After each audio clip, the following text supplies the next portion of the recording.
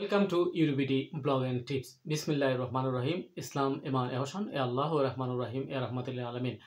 আজকে কথা বলবো পর্তুগালের একটি আর্টিকেল নিয়ে ইমিগ্রেশনের জন্য যারা এখনো পর্তুগালে কার্ড পান নাই, ফার্স্ট রেসিডেন্সি কার্ড পান নাই, তাদের জন্য এটি প্রযোজ্য। এর মধ্যে অবশ্যই শর্ত প্রযোজ্য। আর সেই শর্তটা কি, চলুন এখনই জানিয়ে দিচ্ছি আমি। শর্ত হচ্ছে এই, আপনাকে শারীরিক এবং মানসিকভাবে অসুস্থতা বোধ করতে হবে, অসুস্থ হতে হবে। আর সেটা কোনো ভান-বনিতা করার দরকার নাই। অ্যাকচুয়ালি কে চায় অসুস্থ হতে?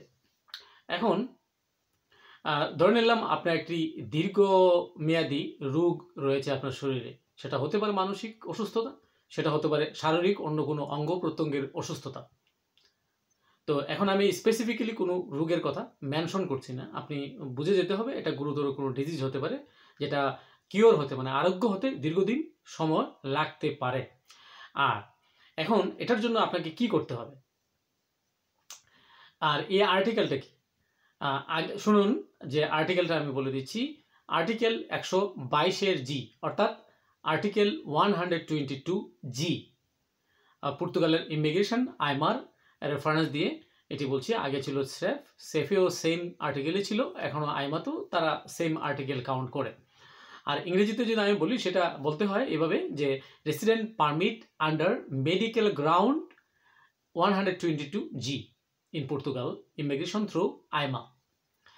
এখন আমরা দেখব যে আপনার কি ডকুমেন্ট লাগবে এই রেসিডেন্স ভিসার অ্যাপ্লিকেশনের ক্ষেত্রে।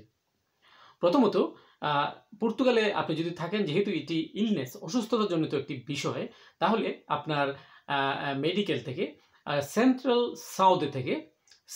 সাউদে বলে এটাকে পর্তুগালে, সেই সেন্ট্রাল সাউদে থেকে আপনার যে ফ্যামিলি ডক্টর রয়েছে, মেডিকা ফ্যামিলিয়া, ওকে, ওনার কাছ থেকে আপনাকে একটি ডিক্লারেশন সার্টিফিকেট নিতে হবে অবশ্যই। এখন আপনার এসএনএস নাম্বার নতুন করে নিলেন, হুট করে গিয়েই আপনি অসুস্থ সেজে আপনি রিকোয়েস্ট করতে পারবেন না, বা পারাটা বুদ্ধিমানের কাজ হবে না আপনার জন্য। আপনি প্রথমত এসএনএস নাম্বার নেবেন, তারপর আপনি জেনারেল ট্রিটমেন্ট করাবেন সেখানে যা যা আছে। আর আপনি যদি আগে থেকেই জানেন যে আপনি অসুস্থ, তাহলে আপনি এটা ব্যাখ্যা দিবেন ফ্যামিলি ডক্টরকে। তখন 2বার 3বার 4বার এর মাথায় আপনি যখন যাবেন ফ্যামিলি ডক্টরের কাছে, তখন ফ্যামিলি ডক্টরের কাছে আপনি রিকোয়েস্ট করবেন যে আপনার বিশেষ গ্রাউন্ডের জন্য আপনার কি দরকার, যে ইমিগ্রেশন আইমার জন্য আপনার এই সার্টিফিকেট ডিক্লারেশনটার দরকার, ঠিক আছে, আপনার ইলনেসের জন্য, অসুস্থতার জন্য। আর ডিজিজটা যেন মনে রাখবেন লং টার্ম মেয়াদি, অর্থাৎ দীর্ঘ মেয়াদি বা প্রলং ডিজিজ যেন হয়, সেটা এখানে আপনার ফ্যামিলি ডক্টর লিখে দিতে হবে সার্টিফিকেটে। এখন আর অন্যান্য কি ডকুমেন্ট লাগবে এই 122 জি এর আবেদনের ক্ষেত্রে? পাসপোর্ট, আপনার পাসপোর্ট লাগবে বাংলাদেশের, তারপরে এটাতে অবশ্যই মেয়াদ থাকতে হবে। তারপর হচ্ছে travel document and proof of legal entry, অর্থাৎ আপনি সেফ এন্ট্রি করেন নাই কিন্তু লিগেল এন্ট্রি করেছেন, এই ধরনের কোনো কিছু বৈধতা স্বরূপ আপনাকে দেখাতে হবে। পর্তুগালে আপনি লিগেলি এসেছেন সেটা, যেমন আপনার ফাইন্যান্সের ডকুমেন্ট, সোশ্যাল ডকুমেন্ট, এগুলো লাগবে। তারপর হচ্ছে ট্রাভেল হিস্ট্রি ডকুমেন্ট যা যা থাকে সেটা দেখাবেন। আর 2টি পাসপোর্ট সাইজ ফটো লাগবে, ফটোগ্রাফ লাগবে উইথ এ ব্ল্যাক ব্যাকগ্রাউন্ড, কালো ব্যাকগ্রাউন্ডের স্যানজেন সাইজের ছবি বা পাসপোর্ট সাইজের ছবি, সেটা ভালো করে দেখে নেবেন আপনার আইমার ওয়েবসাইটে। এবার bank statement for the last 3 months. পর্তুগালে যে কোনো রেসিডেন্সি কার্ড মানে নিতে গেলে আইমাতে অবশ্যই আপনাকে ফাইন্যান্সিয়াল এভিডেন্স দেখাতে হয়। সেক্ষেত্রে ব্যাংক স্টেটমেন্ট আপনার একটি টনিক হিসেবে কাজ করবে। আর লাস্ট 3 মান্থের 6 মান্থ 3 মান্থের স্টেটমেন্ট দেখালে চলবে, এবং একটা মোটামুটি একটি ব্যালেন্স থাকতে হবে এইটা। আর পর্তুগালে যে মিনিমাম স্যালারি রয়েছে আপনারা জানেন যে কত, বাট সেই অনুপাতে এর চেয়ে একটু বেশি দেখালে চলবে। প্রুফ অফ এডুকেট অ্যাকোমোডেশন, আপনার যে পর্তুগালে আপনার একটি বাসা থাকলে তো ওয়েল অ্যান্ড গুড, কিন্তু বর্তমান পরিসরে বাসা থাকাটা আসলে অস্বাভাবিক একটা বিষয়। স্বাভাবিক বিষয় হলো না থাকা, মেসে থাকা, একটা সিট নিয়ে থাকা, এরকম সিচুয়েশন, বা একটা রুম নিয়ে মানুষ থাকে। সেক্ষেত্রে আপনারা জুনতা দেখাতে পারেন, জুনতা সার্টিফিকেটও আপনারা দেখাতে পারেন, ওকে।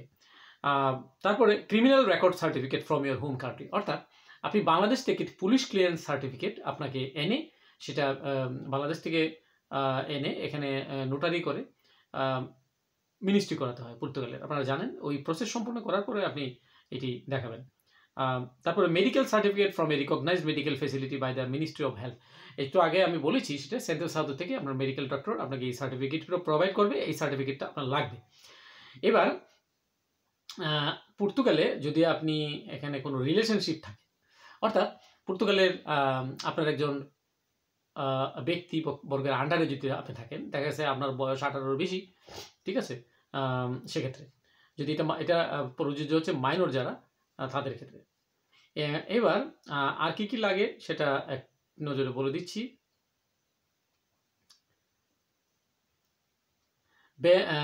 ইওয়ান ভিসা ফর মেডিকেল ট্রিটমেন্ট, ওকে। এখানে মোটামুটি এই জিনিসগুলো হলে আপনারা পেতে পারেন। এখন প্রশ্ন হচ্ছে আইমা আপনাকে কত দিনের মধ্যে এই ভিসাটি আইমা রেসিডেন্ট কার্ডটি আপনাকে প্রোভাইড করবে বা দিবে, ইস্যু করবে। বর্তমান যে পরিস্থিতি সেক্ষেত্রে আপনি ধরে নিতে পারেন 3 থেকে 5 মাস সময় গড়পড়তায় এটা পেতে লাগতে পারে। এখন আপনি কি সেটা নিজেই আপনি অ্যাপ্লিকেশন করতে পারবেন? অবশ্যই আপনি নিজে আবেদন করার অধিকার রাখেন। তারপরেও আমি বলবো এটি একটি অভিজ্ঞ ইমিগ্রেশন লয়ারের শরণাপন্ন হয়ে করাটা বুদ্ধিমানের কাজ। আইনের ফাঁকফোকর, তারপরে কোনো সময় রেসিডেন্ট কার্ড দিতে দেরি করলে সেক্ষেত্রেও লয়ার আপনাকে সাহায্য করতে পারবে, এটি আপনার হয়ে কাজ করবে। শুধু উকিলাতনামার মধ্যে আপনার সাইন করে দিবেন, ঠিক আছে, তাইলে উকিলে আপনার হয়ে সব কাজ করবে, কোর্টের থেকে পারমিশন নিয়ে নিতে পারবে। এখন প্রশ্ন হচ্ছে আপনি তো এই যে ডকুমেন্ট কথা বললাম সেগুলো আপনি নেবেন, এখন আইমা থেকে অ্যাপয়েন্টমেন্টটা কীভাবে নেবেন?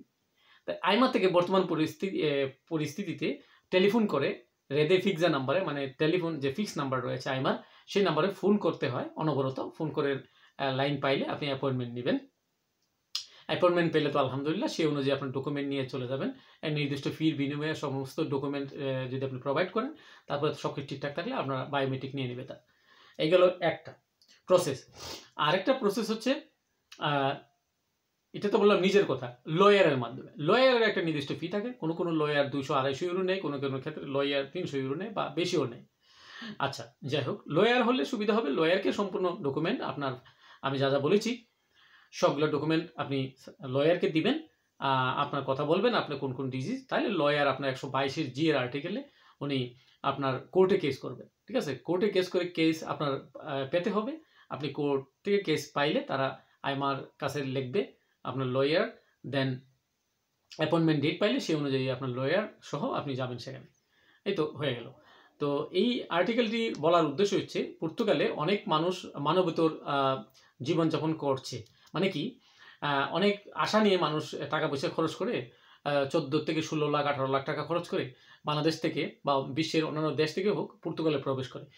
পর্তুগালে প্রবেশ করার পরে বর্তমান যে পরিস্থিতি, 3রা জুন 2024-এর আগে কেউ যদি এই সেফ এন্ট্রি করতে না পারে কিংবা পরবর্তীতে পরেও করতে না পারে, তাহলে এই অবস্থায় আপনারা যদি ডিজিজে আসলেই ভোগেন, তাহলে আপনারা এই সুযোগটি নিতে পারেন। এই সুযোগটি এখনও বন্ধ করেনি পর্তুগাল সরকার বা ইমিগ্রেশন। সেক্ষেত্রে আপনার জন্য শুভকামনা রইল। আপনারা এই ভিসার এই ক্যাটাগরির আন্ডারে, আর্টিকেলের আন্ডারে অবশ্যই একটি নতুন অর্থাৎ প্রথম রেসিডেন্সি কার্ডটি পর্তুগালে পান এবং সুন্দরভাবে এখানে লাইফ লিড করেন। পরবর্তীতে আপনি ফ্যামিলিও আনতে পারবেন এখানে। তো এই আপনার জন্য শুভকামনা রইল। এই চ্যানেলটি সাবস্ক্রাইব করে সাথে থাকবেন। আল্লাহ হাফেজ, আসসালামু আলাইকুম।